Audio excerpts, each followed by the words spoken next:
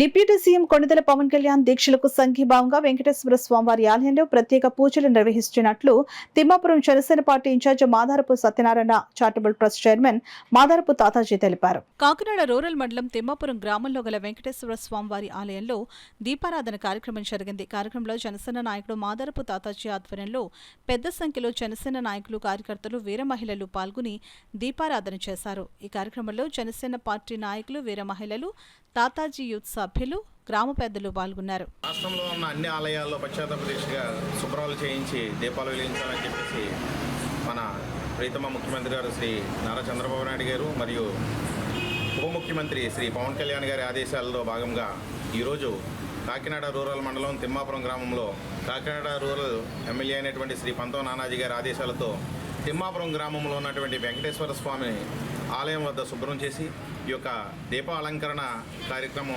చేపట్టడం అయింది. కలియుగదైవం వెంకటేశ్వర స్వామి గారి ఆశీస్సులతో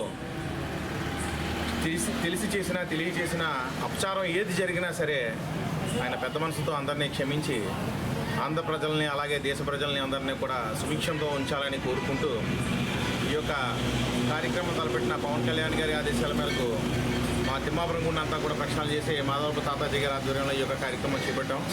ఈ యొక్క కార్యక్రమం చేపట్టడంతో పాటు ఉన్న అపచారాలన్నీ పోయి సుఖ సంతోషాలతో గ్రామ ప్రజలందరూ కూడా ఉండాలని కోరుకుంటున్నాం.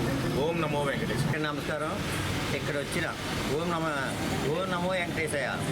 ఇక్కడ మా పవన్ కళ్యాణ్ గారు తలపెట్టిన కార్యక్రమం ఇక్కడ వెంకటేశ్వర వాళ్ళు పల్లి దీపారాధన చేయమని పిలుపునిచ్చారు. మా ఎమ్మెల్యే గారు పంతో నానాజీ గారు, కాకినాడ రోడ్లో పంతో నానాజీ గారు కూడా మా ఆదేశాల వరకు ప్రతి గుళ్ళో మన రోడ్ల మండలంలో ప్రతి గుళ్ళోని దీపారాధన చేయమని 7 గంటల నుంచి ఆరాధన చేయమని పిలుపునిచ్చిన వరకు మేము మా తిమ్మాపురం గ్రామం వెంకటేశ్వర వారి ఆలయంలో దీపారాధన చేయడం జరిగింది.